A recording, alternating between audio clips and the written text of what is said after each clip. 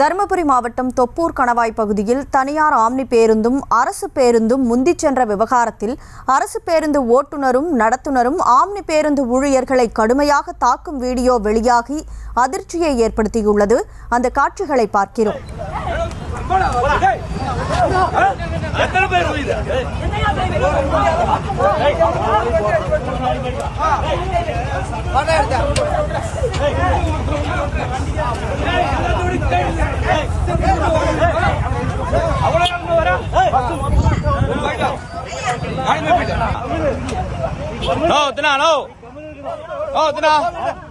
கை வைக்காதீங்க, வாங்க. அது என்ன கதோ?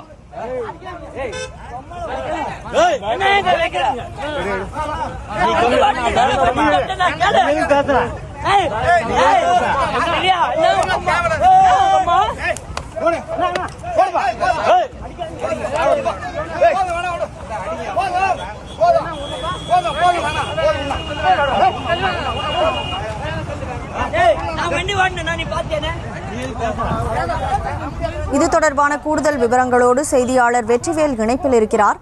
வணக்கம் வெற்றிவேல், என்ன நடந்தது, முழு விவரம்? வணக்கம் கலைமொழி. அதாவது பார்த்தீங்கன்னா பெங்களூர்ல இருந்து எர்ணாகுளம், கேரளா மாநிலம் எர்ணாகுளத்துக்கு வந்து ஆம்னி பேருந்து வந்துருக்கு. அதே மாதிரி வந்துட்டுன்னா தருமபுரியில இருந்து சேலம் நோக்கி அரசு பேருந்து போயிட்டு இருக்கு. இந்த நிலையில் தருமபுரி அடுத்த தொப்பூர் கணவாய் பகுதியில் இரு பேருந்துகளும் ஒன்றன் பின் ஒன்றாக போயிட்டு இருக்காங்க. ஆனாலும் கூட அரசு பேருந்து வழி விடாம ஆம்னி பேருந்து மிக வேகமாக போயிருக்காங்க. இதனால ஆத்திரமடைந்த அரசு பேருந்து ஓட்டுநர் அந்த ஆம்னி பேருந்து வழிமறிச்சு நிறுத்தி இறங்கி அவர் அதாவது ஆம்னி பேருந்து ஓட்டுநர் இறங்க சொல்லி கட்டாயப்பட்டாங்க.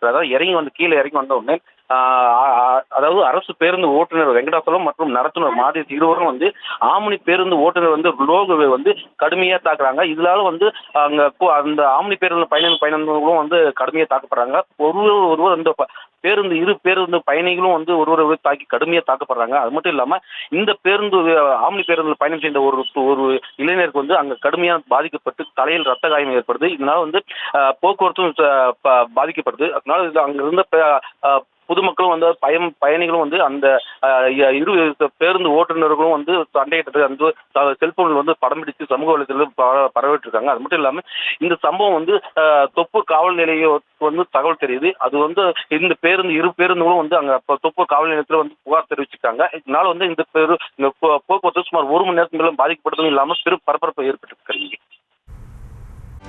செய்திகளை உடனுக்குடனும் துல்லியமாகவும் தெரிந்து கொள்ள சப்ஸ்கிரைப் பண்ணுங்க.